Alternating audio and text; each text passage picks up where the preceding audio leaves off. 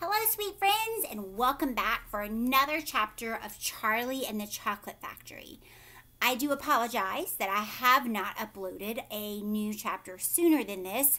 My computer has been having a few problems with recording, but we are fixed now, and so we can continue with our adventure. So let's review where we left off. We were in the television chocolate room with Mikey Teavee, his mom and dad, Charlie Bucket, and Grandpa Joe, and Mr. Wonka.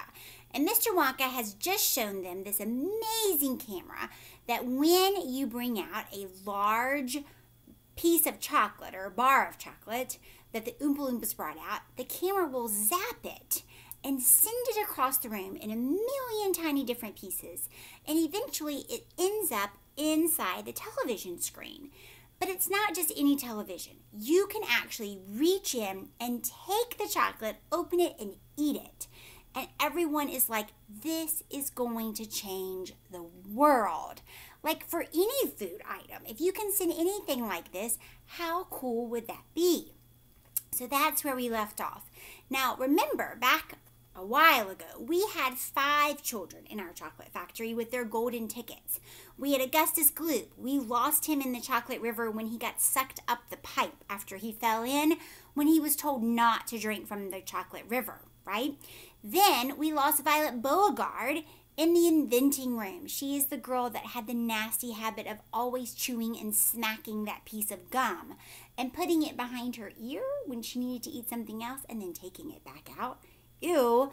But she ate that piece of gum that when you chewed it, it tasted like different parts of a meal. And when she got to dessert, she swole up like a blueberry, and they had to roll her out to the boat and take her to the dejuicing room. Augustus Gloop, by the way, was sent to the fudge room, so they had to go get him. So Violet Beauregard is getting squeezed in the dejuicing room to hopefully get all that blueberry juice out of her. Then we lost Veruca Salt in the nut room when she insisted that she had to have one of those squirrels, and because she is so rotten and never been told no, she can't have something. When Mr. Wonka said, "I'm so sorry, they're not for sale, you cannot have one," she threw a fit and she said, "Well, I'm going to go get my own." So she walked in after they were warned not to disturb the squirrels that were taking the walnuts out of their shell. And so when Veruca walked in, the squirrels jumped on her and tested her and said, "You're a bad nut." And they threw her down the garbage chute in the floor. Her mom and dad went after her because the garbage chute leads to an incinerator, which burns trash. But Mr. Wonka seems to think that that day was not a day that they typically would burn the garbage. Maybe the following day would be when they would do it. So we were left with just 2 friends. They had that wild, crazy roller coaster ride in the glass elevator because Mikey Teavee was whining about, "I want to go home and watch television." I don't know what's wrong with that kid, considering he's in the coolest chocolate factory in the world that only 5 children were allowed into, and he wants to go home and watch TV that he does every day. But anyways, Mr. Wonka said, "Hey, we have a television room," and so off they went, up, down, sideways, up ways, upside down ways, probably every which way, and they arrived. And so that's where our last chapter was when we learned about this incredible camera that can zap chocolate across the room into a television set. So, we do know that Mikey Teavee loves television, loves it, more than he should probably love it, right? His parents seem to let him watch TV all the time and let him watch things that maybe are not the best for young children to be watching. Lots of fighting and lots of guns, lots of violence, things like that. He is all about that on television. So that is why our chapter, make sure we're on the right page here, 27 is called Mikey Teavee is Sent by Television. Mikey Teavee was even more excited than Grandpa Joe at seeing a bar of chocolate being sent by television. "But Mr. Wonka," he shouted, "can you send other things through the air in the same way? Breakfast cereal, for instance." "Oh, my sainted aunt," cried Mr. Wonka, "don't mention that disgusting stuff in front of me. Do you know what breakfast cereal is made of? It's made of those tiny little curly wooden shavings you find in pencil sharpeners." Now, Mr. Wonka, Really? Is that really what cereal is made out of? Is that what your cereal tastes like? Mine doesn't taste like that either. But that's what he says. He's not a fan. But could you send it by television if you wanted to, as you do chocolate, said Mikey Teavee. Of course I could. And what about people, asked Mikey Teavee. Could you send a real live person from one place to another the same way? A person? Cried Mr. Wonka. Are you off your rocker? Yes, but could it be done? Good heavens, child, I really don't know. I suppose it could. Yes, I'm pretty sure it could. Of course it could. But I wouldn't like to risk it, though. It might have some nasty results. But Mikey Teavee was already off and running. The moment he heard Mr. Wonka saying, I'm pretty sure it could, of course it could, he turned away and started running as fast as he could toward the other end of the room where the great camera was standing. Look at me, he shouted as he ran. I'm going to be the first person in the world sent by television. No, cried Mr. Wonka. Mikey, screamed Mrs. Teavee, stop, come back. You'll be turned into a million tiny pieces.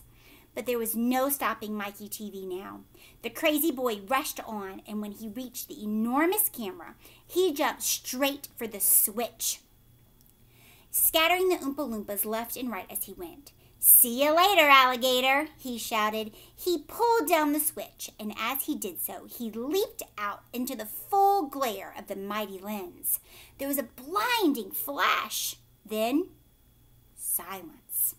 Then Mrs. Teavee ran forward, but she stopped dead in the middle of the room, and she stood there.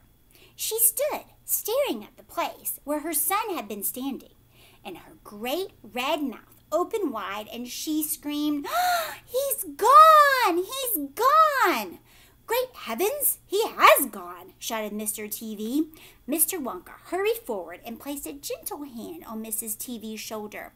We shall have to hope for the best, he said. We must pray that your little boy will come out unharmed on the other end. Mikey, screamed Mrs. Teavee, clasping her hand in her hands. Where are you?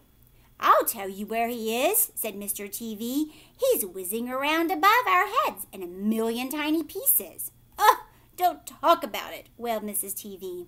We must watch the television set, said Mr. Wonka. He may come through at any moment. Now look, here is Mrs. Teavee and Mr. Teavee and Mr. Wonka, and they are looking up. Because even though they can't see the pieces of Mikey flying through the air, they know he is up there somewhere. Now think about Mikey for a minute. How do you think he's feeling, flying around in all those pieces? Do you think he has any sense of what is happening to him? Or is it more like he went to sleep until he comes into the television set? Do you think that Mikey has made a very smart decision? All right, well, let's see what happens to him. I'm afraid he's going to learn a pretty tough lesson.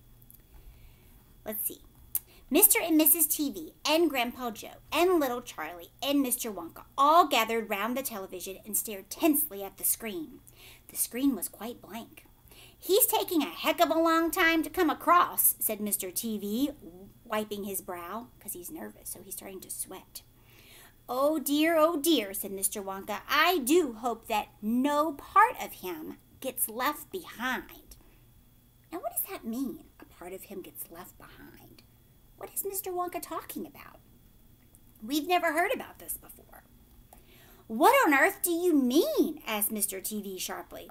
I don't wish to alarm you, said Mr. Wonka, but it does sometimes happen that only about half the little pieces find their way into the television set.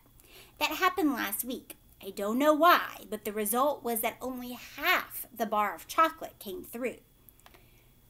So is he saying that when Mikey starts to show up on the TV, some of him could be missing? Like a nose or a hand or even a whole leg? That would be trouble, wouldn't it? Mrs. Teavee let out a scream of horror. You mean only a half of Mikey is coming back to us? She cried. Let's hope it's the top half, said Mr. Teavee. Hold everything, said Mr. Wonka. Watch the screen. Something's happening. The screen had suddenly begun to flicker. Some wavy lines appeared. Mr. Wonka adjusted one of the knobs, and the wavy lines went away. And now, very slowly, the screen began to get brighter and brighter.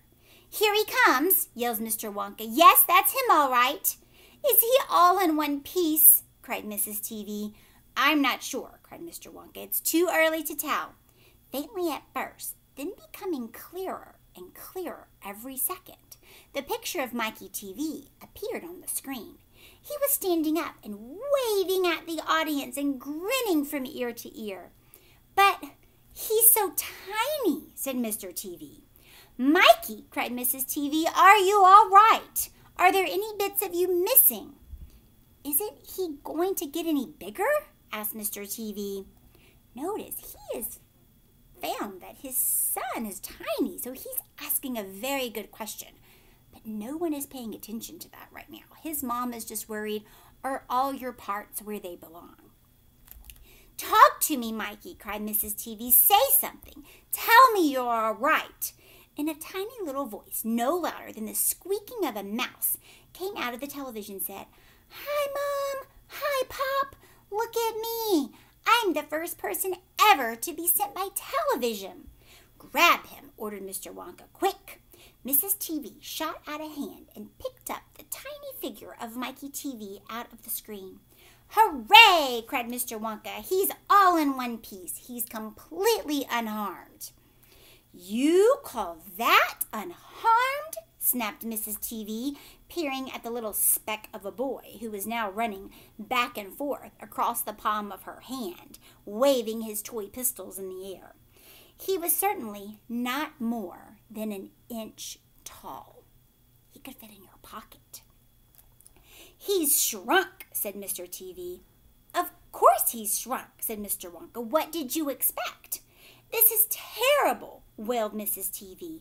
What are we going to do? And Mr. Teavee said, we can't send him back to school like this. He'll get stepped on. He'll get squashed. He won't be able to do anything, cried Mrs. Teavee. Oh, yes, I will, squeaked the tiny voice of Mikey Teavee. I'll still be able to watch television. Now, television seems to be how Mikey got himself into this problem to begin with. Not thinking. Remember, the bar of chocolate was big. It came out small. So what did they think was going to happen to Mikey? Did they think he was going to come out the same size he went in? That wouldn't have made any sense. So now he's tiny. And so he's like, no school for me. Well, I'll just stay home and watch television. How do you think his parents are going to react to him saying this? He doesn't seem concerned at all that he is as big as like a little toy army soldier. Do you think his parents are going to say, yeah, let's watch TV all day? Or are they going to have a different reaction? All right, well, let's see if you're right. Here we go. Never again, shouted Mr. Teavee. I'm throwing the television set right out the window the moment we get home. I've had enough of television. Well, when he heard this, Mikey Teavee flew into a terrible tantrum. He started jumping up and down on the palm of his mother's hand, screaming and yelling and trying to bite her fingers. I want to watch television, he squeaked. I want to watch television. Here, give him to me, said Mr. Teavee. He took the tiny boy and shoved him into the breast pocket of his jacket and stuffed a handkerchief on top. Squeals and yells came from inside the pocket, and the pocket shook as the furious little prisoner fought to get out. Oh, Mr. Wonka, wailed Mrs. Teavee, how can we make him grow? Well, said Mr. Wonka, stroking his beard and gazing thoughtfully at the ceiling, I must say that's a wee bit tricky. But small boys are extremely springy and elastic. They stretch like mad. So what we'll do, we'll put him in a special machine I have for testing the stretchiness of chewing gum. Maybe that will bring him back to what he was. Oh, thank you, said Mrs. Teavee. Don't mention it, my dear lady. How far do you think he'll stretch? Asked Mr. Teavee. Maybe miles, said Mr. Wonka. Who knows? But he's going to be awfully thin. Everything gets thinner when you stretch it. Now look, here's the picture of Mikey in his mom's hand. Look how tiny he is. He's about as big as her thumb.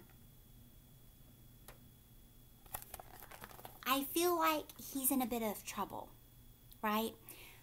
They're not really sure what to do about this. So Mr. Wonka's solution is we're going to put him on a machine that's going to hold like his hands and his toes. And we're going to slowly stretch him and try to make him long. He said, little boys are very stretchy, right? You can totally tell this book is fiction because typically a person does not stretch like that. But we're going to stretch him and see how far he goes. But he will be very thin. So if you've ever had something stretchy, like if you've stretched a piece of gum or you've had Play-Doh or slime or silly putty or anything like that, and you stretch it, it does go pretty far, but in the middle it gets thinner and thinner. And if you stretch it too far, what happens? That's right, there's a break in the middle and the pieces fall away. They don't want that to happen to Mikey. They don't want to stretch him too far, but they're not sure how far he'll stretch. But he is going to be very, very thin, which causes some alarm with his parents. So you mean we're going to stretch him like chewing gum, said Mr. Teavee. Exactly. And how thin will he be? Asked Mrs. Teavee anxiously.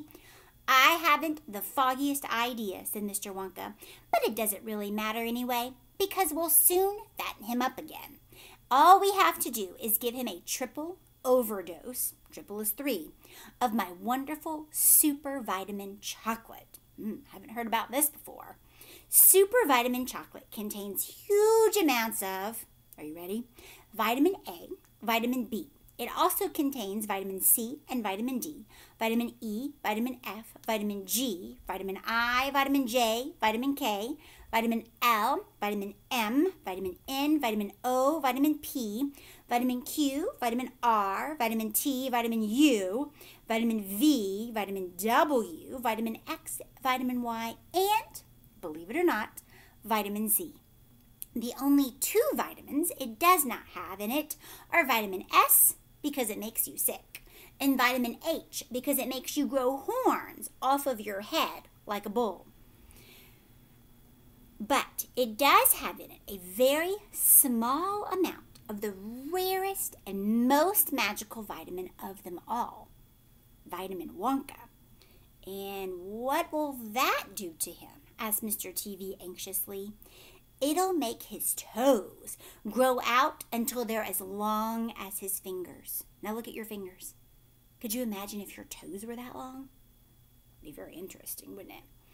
Oh no, cried Mrs. Teavee. Don't be silly, said Mr. Wonka.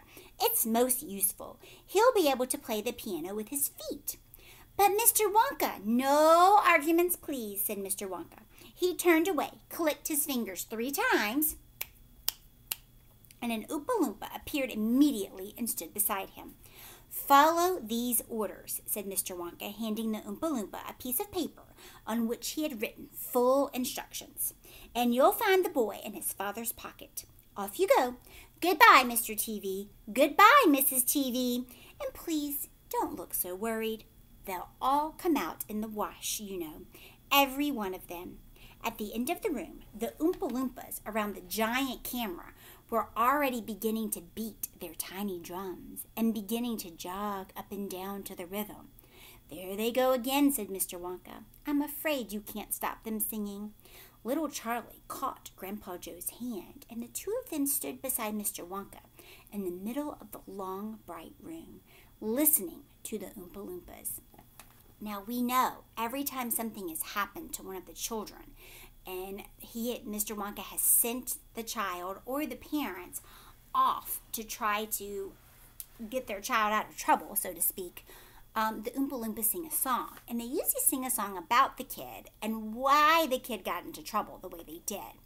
Now, Mikey Teavee has gotten himself into quite a bit of trouble, probably the worst trouble of anyone in this book so far. He has been shrunk. That's pretty hard to undo, right? At least Augustus Gloop, hopefully they can fish him out of the chocolate bowl, so to speak, in the fudge room. Hopefully Violet Beauregard, they will squeeze her out. However, Mr. Wonka has said she will probably be violet, that color, for the rest of her life. That's pretty bad. And then Veruca Salt is just in the garbage, right? So stinky, smelly. Hopefully she's not burning up, but nothing that a bath or a shower couldn't take care of once they fish her out of the trash. Mikey's Teavee, however, what if the stretching doesn't work? What if he is stuck this tiny for the rest of his life? That could be a really big problem. He could be in a lot of danger if he ever goes anywhere, because when you're walking around, are you looking for little teeny tiny people running around by your feet? I know I'm not, right? And when you sit down, do you look and see if there's a tiny person sitting in your chair before you sit down? No, none of us do that because people aren't that small. But Mikey is right now. So hopefully this works. So let's see what the Oompa Loompas have to say about this. This is what they sang. The most important thing, sorry, let me start over the song. We don't want to mess it up. Here is what they sang. The most important thing we've learned so far as children are concerned is never, never, never let them near your television set. Or better still, just don't install the idiotic thing at all. In almost every house we've been, we've watched them gaping at the screen. They loll and slop and lounge about and stare until their eyes pop out. Last week in someone's place we saw a dozen eyeballs on the floor. They sit and stare and sit and stare until they're hypnotized by it, until they're absolutely drunk with all that shocking, ghastly junk. Oh yes, we know it keeps them still. They don't climb out the windowsill. They never fight or kick or punch. They'll leave you free to cook the lunch and wash the dishes in the sink. But did you ever stop to think? To wonder just exactly what this does to your beloved tot? It rots the senses in the head. It kills imagination dead. It clogs and clutters up the mind. It makes a child so dull and blind. He can no longer understand a fantasy, a fairyland. His brain becomes as soft as cheese. His powers of thinking rust and freeze. He cannot think. He only sees. All right, you cry, all right, you'll say, but if we take the set away, what shall we do to entertain our darling children? Please explain. We'll answer this by asking you, what did the darling ones used to do? How they kept themselves contented before the monster was invented. Have you forgotten? Don't you know? We'll say it very loud and slow. They used to read. They'd read and read and read and read and then proceed to read some more. Great Scott gadzooks! One half of their lives was reading books. The nursery shelves held books galore. The books cluttered up the nursery floor. And in the bedroom, by the bed, more books were waiting to be read. Such wondrous, fine, fantastic tales of dragons, gypsies, queens, and whales, and treasure isles and distant shores where smugglers rowed with muffled oars, and pirates wearing purple pants, and sailing ships and elephants, and cannibals crouching round the pot, staring away at something hot. It smells so good. What could it be? Good gracious, it's Penelope. The younger ones had Beatrix Potter with Mr. Todd, the dirty rotter, the Scrow Nutkin, Pingling Bland, and Mrs. Tiggy Winkle, and just how the camel got his hump, and how the monkey lost his rump.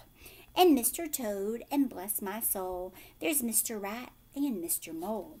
Oh, books, what books they used to know, those children living long ago. So please, oh please, we beg and pray, go throw your TV set away, and in its place you can install a lovely bookshelf on the wall. Then fill the shelves with lots of books, ignoring all the dirty looks, the screams and yells, the bites and kicks, and children hitting you with sticks. I hope you're children. I hope you don't go hit anybody with sticks. Fear not, because we promise you that in about a week or two of having nothing else to do, they'll now begin to feel the need of having something good to read. And once they start, oh boy, you watch the slowly growing joy that fills their hearts. They'll grow so keen, they'll wonder what they'd ever seen in that ridiculous machine, that nauseating, foul, unclean, repulsive television screen. And later, each and every kid will love you more for what you did.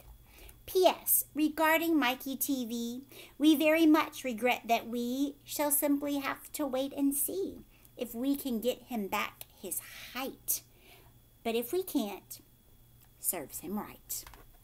So, the Oompa Loompa suggestion to this problem, look, they are singing on the camera, is get rid of your TV. Throw it away. No more in the house. No more. Fill the spaces with books and use your imagination. Because once upon a time, believe it or not, people did not have television. What did they do? They made up games. And a lot of their stories that they would tell each other came from books. So hopefully, while we're all stuck at home, you are reading lots of books. I know I am trying to read lots of books, right? And I'm also reading books that I enjoy reading. Not that I don't enjoy reading children's books, but I'm also reading some other stories. Right? So as much fun as television is, and that some of us really do, I enjoy watching a movie or two, right? But we shouldn't be watching it all the time. And that's what they're saying. That was Mikey Teavee's problem. He was obsessed with television, and that is why he wanted to be the first person sent by television. And now he's kind of stuck. We don't know what will happen. We haven't seen any of our characters come back into our story yet, have we? So that was the story about Mikey Teavee being sent by television. He got sent all right, but now he's an inch tall. So find someone in your house today that did not hear the story and tell them what happened to Mikey Teavee and how the Oompa Loompa said, throw out the television and you won't have this problem. Maybe the next time you go to sit down to watch a show, think, have I already watched television today? If the answer is yes, maybe I should go get some books instead. I hope you enjoyed this chapter in our story, and I hope to see you next time when we read more in Charlie and the Chocolate Factory. Have a great day. Be kind to each other. Bye.